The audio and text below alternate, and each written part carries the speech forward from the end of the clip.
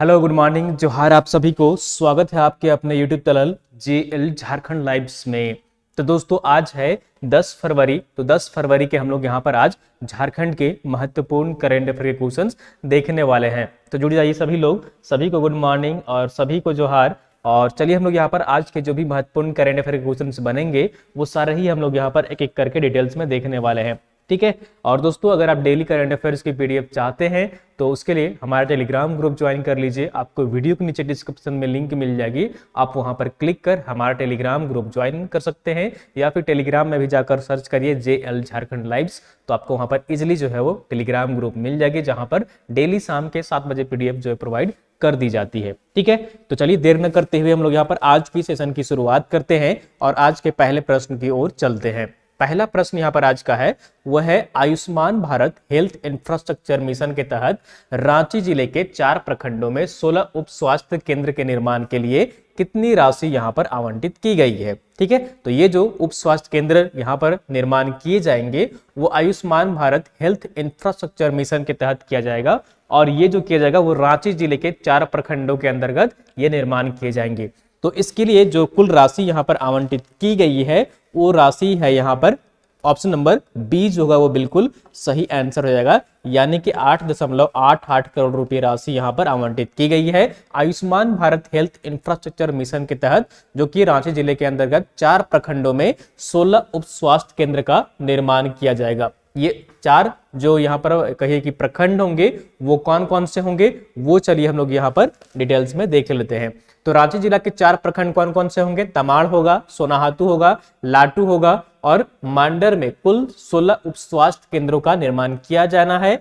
उप स्वास्थ्य केंद्र के निर्माण Ayushman Bharat health infrastructure mission के तहत किया जाएगा, जिसके लिए 8.88 करोड़ रुपए राशि यहां पर आवंटित की गई है, ठीक है। और एक स्वास्थ्य उप केंद्र के निर्माण के लिए जो राशि खर्च की जाएगी वो 55.50 लाख रुपए राशि यहां पर खर्च की जाएगी, ठीक है। कुल जो खर्च की जाएगी वो 8.88 करोड़ रुपए, और यहाँ पर एक स्वास्थ्य केंद्र के निर्माण के लिए 55.50 लाख रुपए यहाँ पर खर्च किए जाएंगे। तो ये यहाँ पर जो है वो कौन सी मिशन के तहत ये निर्माण किया जा रहा है? Ayushman Bharat health infrastructure mission के तहत ये जो है वो इसका निर्माण किया जाएगा। चलिए नेक्स्ट क्वेश्चन की ओर चलते हैं। सेकेंड नंबर क्वेश्चन यहाँ पर है, वो है हाल ही में प्रकाशित हुई पुस्तक win over everyday battle star the Gita के पुस्तक के लेखक कौन है? द गीता वे, ठीक है, द गीता वे पुस्तक के लेखक कौन है? तो हाल ही में एक पुस्तक प्रकाशित हुई है और इस पुस्तक का जो नाम है win over everyday battles the Gita way पुस्तक के लेखक कौन है? तो इसका सही आंसर जो है यहाँ पर वो ऑप्शन नंबर सी, यानी कि जो ऑप्शन नंबर ए और बी दोनों ही यहाँ पर सही हो जाएगा। पहले है भुवनेश प्रताप सिंह और दूसरे है शांतनु अग्रहरि, ठीक है, अग्रहरि, ठीक है। दूसरे जो है कौन है? शांतनु अग्रहरि है, जिनके द्वारा ये पुस्तक लिखी गई है। पुस्तक का नाम क्या है? Win over everyday battles the Gita way, ठीक है, इस पुस्तक का नाम है। और इस पुस्तक क्यों चर्चा में है इसके बारे में भी हम लोग यहाँ पर डिटेल्स में जानेंगे। तो पहले ये जान जाइए यहाँ पर कि जो इस पुस्तक के लेखक हैं वो कौन है? दोनों ही हैं, भुवनेश प्रताप सिंह और शांतनु अग्रहरि है। चलिए इस पुस्तक के बारे में यहाँ पर डिटेल्स में देख लेते हैं कि आखिर इस पुस्तक में यहाँ पर क्या खास बातें हैं और क्या इस पुस्तक में यहाँ पर मेंशन किया गया है। तो झारखंड के 2 युवा आईएएस अधिकारी हैं ये, और इन्होंने ही यहाँ पर इस पुस्तक को लिखा है, ठीक है। इस पुस्तक का जो नाम है वो क्या है? Win over everyday battles the Gita way. इन दिनों अमेजन पर जो है वो काफी यहाँ पर इसमें सेलिंग हो रही है और काफी ये हाईलाइटेड बुक यहाँ पर अमेजन पर पाई गई है। यह पुस्तक अमेजन के movers and shakers in book श्रेणी में पहले नंबर पर चल रही है, और न्यू रिलीज श्रेणी में पुस्तक ने दूसरा और स्पिरिचुअल सेल्फ हेल्प श्रेणी में ओवरऑल 7वां स्थान हासिल किया है अमेजन में, ठीक है। और साथ ही साथ यहाँ पर वहीं अमेजन पर 16,000 किताबों में से इसे 223 सेल्स रैंक दिया गया है, और पुस्तक के लेखक भुवनेश प्रताप सिंह व शांतनु अग्रहरि हैं। भुवनेश प्रताप सिंह जो है वो NRHM के MD के रूप में फिलहाल पदस्थापित है, और वहीं केंद्रीय प्रतिनियुक्ति पर जो है वो शांतनु अग्रहरि केंद्रीय सामाजिक न्याय व अधिकारिता मंत्री डॉक्टर वीरेंद्र कुमार के आप्त सचिव के रूप में कार्यरत है। तो दोनों ये आईएएस अधिकारी हैं और इनके द्वारा यहाँ पर ये पुस्तक लिखी गई है। पुस्तक का ये इमेज है पुस्तक का फोटो यहाँ पर दिख रहा है, win over everyday battles the Gita way, ठीक है। और इस पुस्तक में यहाँ पर देख लीजिए क्या क्या जो मेंशन किया गया है कि क्यों खास है ये पुस्तक, इसकी क्या खासियत है, तो वो यहाँ पर आप देख सकते हैं कि इस पुस्तक में बताया गया है कि प्रतिदिन आने वाली रोजमर्रा की जो परेशानियां हैं और दिक्कतों का निदान गीता में छुपा हुआ है, ठीक है। और पुस्तक के केंद्रीय चरित्र गीता के उपदेश से प्रेरणा लेते हुए जीवन में सफलता हासिल करते हैं। उन्होंने कहा कि काम से बचे समय में हम दोनों ने मिलकर समाज को कुछ देने का प्रयास किया है। किताब को मिल रही लोकप्रियता से हमें आनंद हो रही है। तो ये जो है लेखक हैं दोनों ही आईएएस अधिकारी हैं, ठीक है। और इस पुस्तक का जो मुख्य उद्देश्य है कि जो डेली का जो कहिए कि दिनचर्या होता है उससे किस तरह से टैकल किया जाए, किस तरह से हैंडल किया जाए, दिनचर्या को कैसे सरल बनाया जाए, तो इस सबसे संबंधित जो है वो इस पुस्तक में अच्छी तरह से मेंशन किया गया है।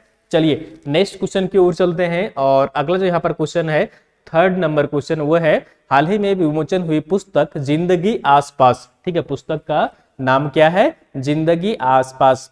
इस पुस्तक के लेखक कौन है? ठीक है, पुस्तक का नाम क्या है? जिंदगी आसपास, ठीक है। तो इस पुस्तक के जो लेखक है वो कौन है? ऑप्शन नंबर ए यानी कि धनेंद्र प्रवाही है। कौन है? धनेंद्र प्रवाही है, एक साहित्यकार है और इनके द्वारा यहाँ पर यह पुस्तक लिखी गई है और इसी का हाल ही में यहाँ पर विमोचन भी किया गया है। तो ऑप्शन नंबर ए जो होगा वो बिल्कुल सही आंसर हो जाएगा। चलिए इस पुस्तक के बारे में यहाँ पर देख लेते हैं।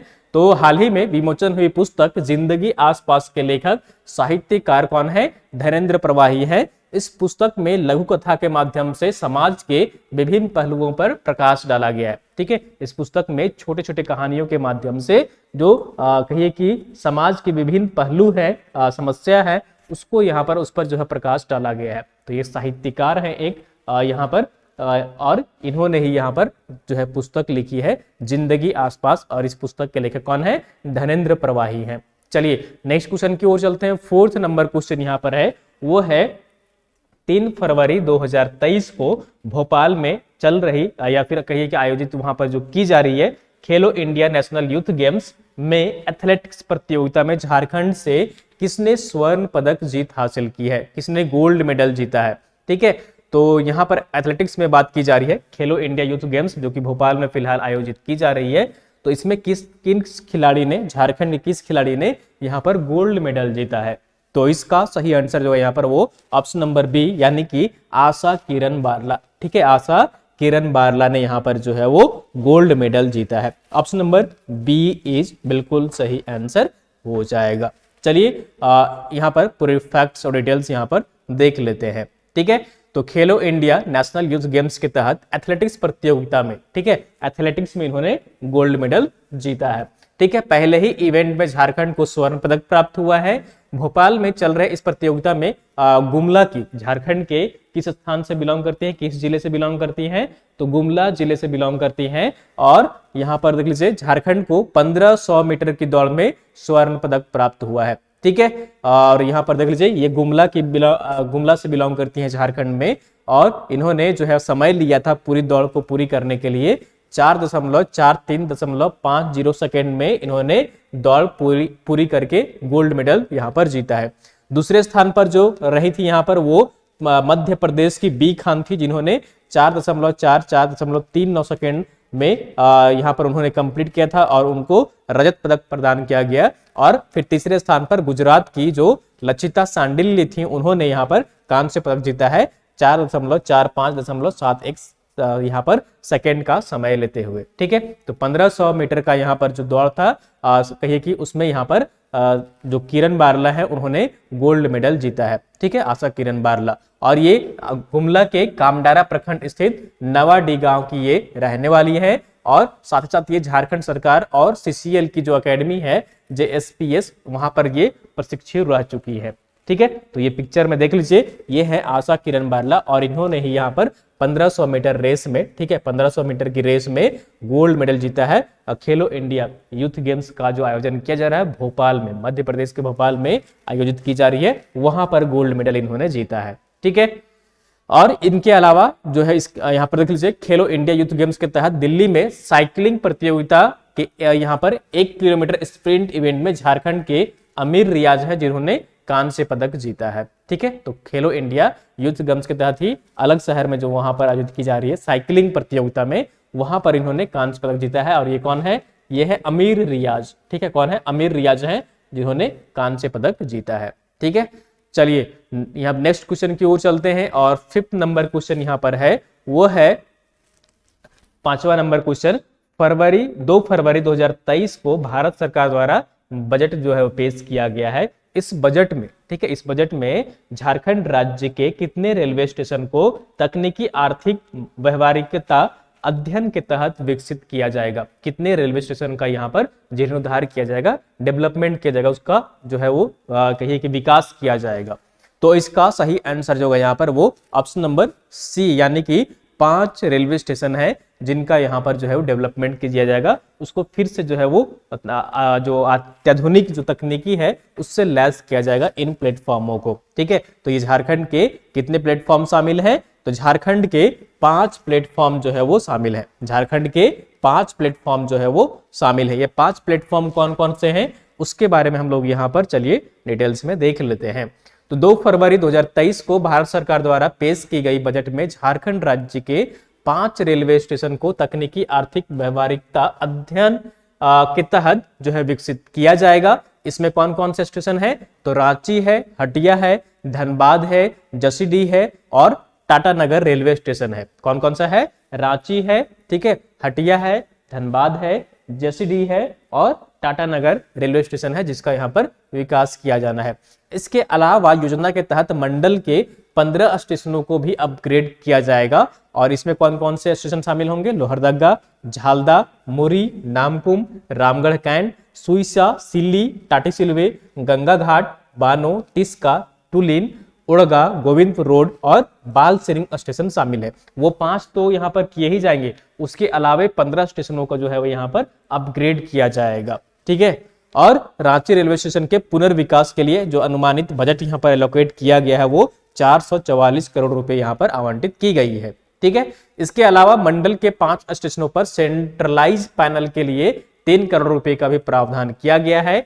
हटिया बंडा मुंडा रेल लाइन के लिए दोहरीकरण के लिए 309 करोड़ रुपए आवंटित किए गए हैं। लोहरदगा पिस्का बाईपास के लिंक लाइन के लिए 60 करोड़ रुपए और कोडरमा रांची नई लाइन के लिए 45 करोड़ रुपए, रांची मंडल में ट्रैक रख रखाव के लिए 400 करोड़ रुपए जो है वो यहाँ पर जो है एलोकेट किया गया है। ठीक है, आवंटित किया गया है। और यहाँ पर जो कहिए कि यहाँ पर जो फाटक बनाया जाता है जहां पर 13 नॉर्मल हाइट सबवे के लिए 3 करोड़ रुपए का बजट जो है वो यहाँ पर प्रावधान किया गया।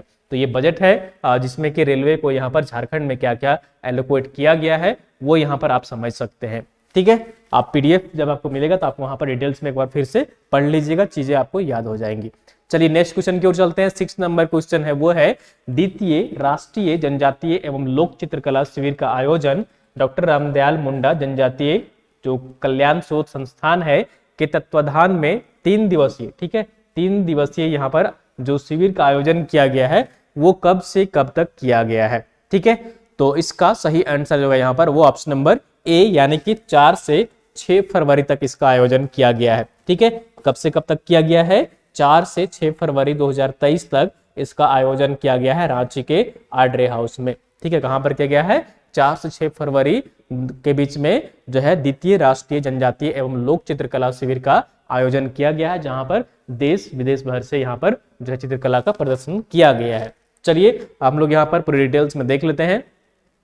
तो कांके रोड स्थित रांची के कांके रोड है, ठीक है, रांची के कांके रोड स्थित आड्रे हाउस में डॉक्टर रामदयाल मुंडा जनजातीय कल्याण शोध संस्थान के तत्वाधान में 3 दिवसीय राष्ट्रीय जनजातीय एवं लोक कला शिविर का आयोजन किया गया है। ठीक है, प्रदर्शनी के दूसरे दिन से यहाँ पर 70 से अधिक जनजातीय चित्रकारों ने अपनी चित्रकला का प्रदर्शन किया और 3 दिवसीय प्रदर्शनी में धरती आबा, सोहराय और मधुबनी पेंटिंग की प्रदर्शनी यहाँ पर लगाई गई है।